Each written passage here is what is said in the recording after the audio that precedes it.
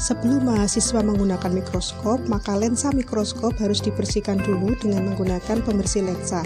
Caranya, siapkan tisu, kemudian tetesi dengan cairan pembersih lensa yang ada di laboratorium dan diusapkan pada lensa baik objektif maupun okuler. Pada video ini tidak dilakukan pembersihan lensa terhadap mikroskop, tapi mahasiswa bisa membayangkan sendiri.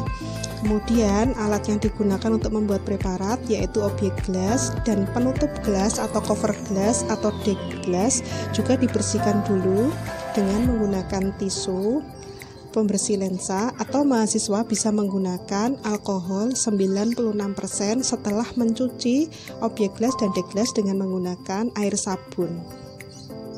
Berikut adalah objek gelas dan deck glass yang sudah bersih. Setelah mahasiswa membersihkan objek gelas dan deck glass atau penutup gelasnya, maka objek gelas siap digunakan untuk membuat preparat. Ini adalah contoh sampel amilum. Serbuk amilum secukupnya diambil dengan alat. Alat tersebut adalah sedotan yang dipotong, kemudian diletakkan di atas objek gelas secukupnya, tidak boleh terlalu banyak karena nanti akan terlihat menumpuk dan tebal di bawah mikroskop. Kemudian medium yang kita gunakan pertama ini adalah aquades. Diteteskan aquades 1-2 tetes. Saat meneteskan aquades diperhatikan bahwa pipet diberikan jarak, tidak menempel pada amilum yang diletakkan di atas objek gelas.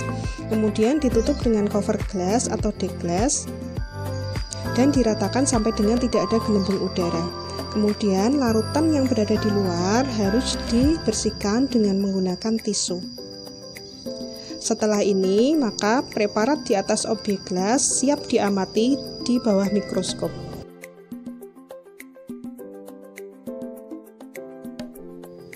Pada video yang kedua kali ini, mahasiswa bisa melihat penggunaan larutan kloral hidrat sebagai medium untuk dipakai dalam praktikum farmakognosi. Sampel berupa serbuk simplicia diletakkan di atas objek gelas secukupnya, kemudian akan ditetesi dengan larutan kloral hidrat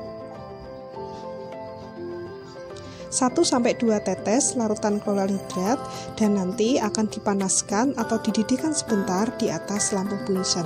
Mahasiswa harap memperhatikan cara melakukan pemanasan atau fiksasi di atas lampu Bunsen. Larutan kloral hidrat ini dibuat dengan cara 80 bagian kloral hidrat dilarutkan dalam 20 ml air sambil dipanaskan, atau 5 bagian kloral hidrat dalam 2 bagian air. Sedangkan fungsinya, larutan ini digunakan untuk menjernihkan preparat karena dapat melarutkan amilum dan berbagai zat lainnya, sehingga susunan atau bentuk jaringan atau sel dapat terlihat jelas di bawah mikroskop. Untuk video yang ketiga adalah video saat praktikan menggunakan larutan fluorogusin sebagai medium yang digunakan untuk membuat preparat pengamatan mikroskopis. Larutan fluorogusin sebanyak 1% dilarutkan dalam alkohol 96%. Larutan ini digunakan bersama-sama dengan HCl 25% untuk memberikan warna pada bagian-bagian yang mengandung zat kayu atau lignin yang menjadi berwarna merah muda sampai dengan merah violet. Biasanya preparat yang telah diberikan kloral hidrat atau tanpa kloral hidrat diberikan 1-2 tetes larutan fluorogusin, kemudian diikuti dengan 1 tetes HCl 25% dan diusahakan agar keduanya bercampur dengan baik.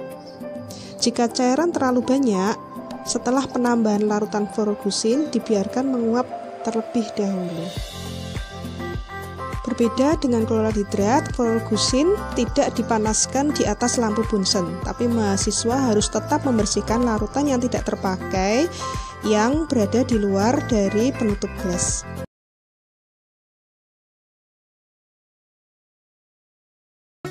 Amilum oryzae atau pati beras memiliki ciri organoleptis berbentuk padat atau serbuk, tidak memiliki rasa dan bau, dan berwarna putih. Preparat yang sudah dibuat diletakkan di atas meja benda dari mikroskop, kemudian akan dilihat dulu pada perbesaran okuler 16 kali dan perbesaran objektif yang kecil yaitu 10 kali. Dengan cara memutar makros atau pemutar kasar sampai dengan fokus. Jika sudah fokus, maka akan diputar seperti pada video dengan perbesaran objektif yang lebih besar, yaitu perbesaran 40 kali. Kemudian difokuskan kembali dengan menggunakan pemutar halus atau mikros. Ini adalah ciri spesifiknya. Jadi amilum oryzae memiliki bentuk yang kecil, bisa berbentuk tunggal atau majemuk, dan yang majemuk tampak gelap seperti pada video. Bentuk menggerombol dari amilum oryzae ini adalah khas yang bisa dilihat di bawah mikroskop. Sedangkan hilus kadang terlihat pada perbesaran yang lebih kuat. Selanjutnya, mahasiswa bisa menggambar amilum oryzae pada buku kerja.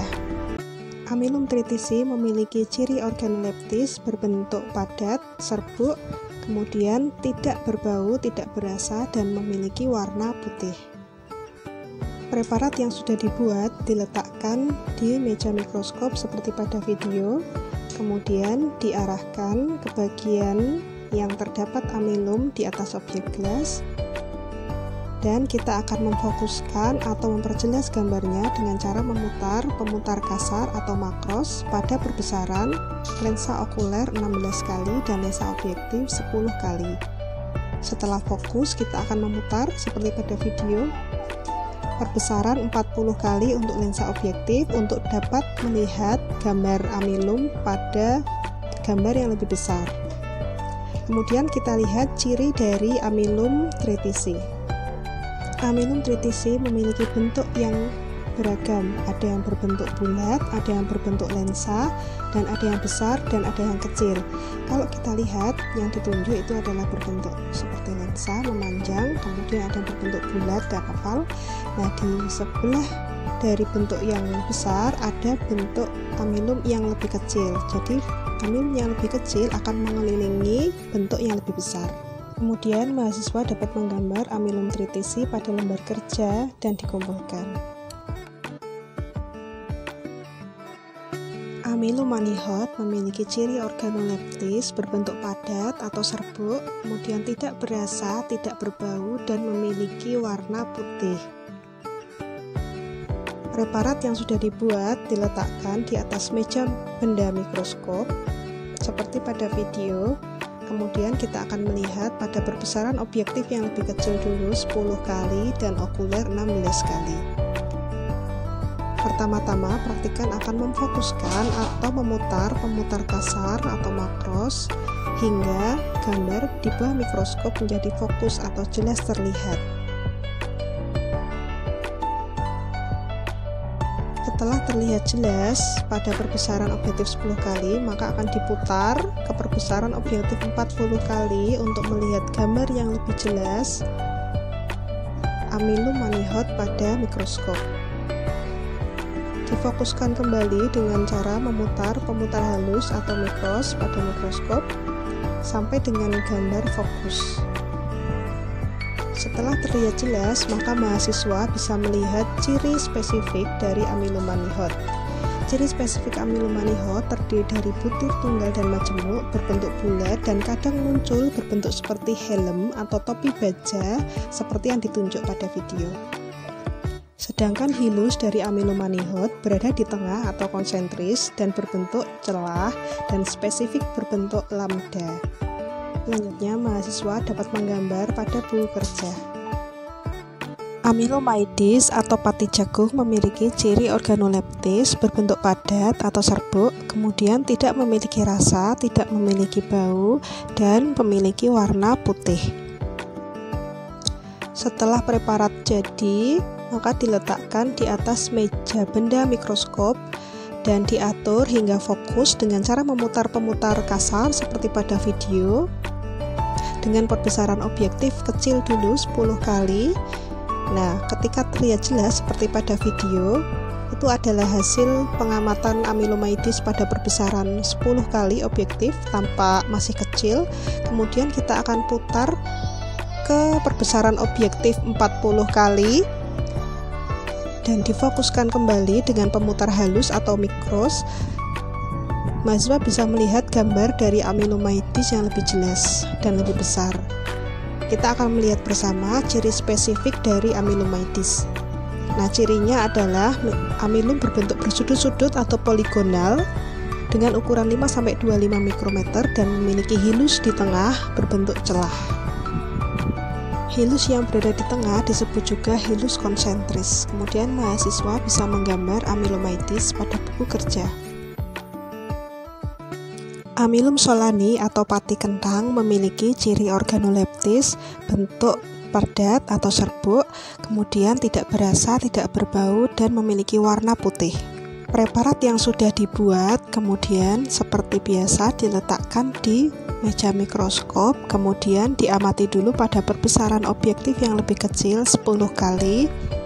Jika sudah terlihat atau fokus, maka akan diputar pada perbesaran yang lebih besar, yaitu perbesaran objektif 40 kali seperti pada video untuk mendapatkan gambar yang lebih jelas atau lebih besar. Kemudian kita akan melihat bersama ciri dari amilum solani. Pada video praktikan sedang memposisikan objek gelas pada posisi yang baik sehingga amilum solani ini tampak jelas terlihat oleh mahasiswa. Amilum solani memiliki bentuk khas oval berukuran sekitar 100 mikrometer, kemudian memiliki hilus berada di pinggir atau eksentris berbentuk titik, dan lamela terlihat jelas. Lamela digambarkan dalam bentuk garis seperti yang ada pada video. Nah, itu adalah ciri khas dari amilum solani. Mahasiswa bisa menggambar pada buku kerja.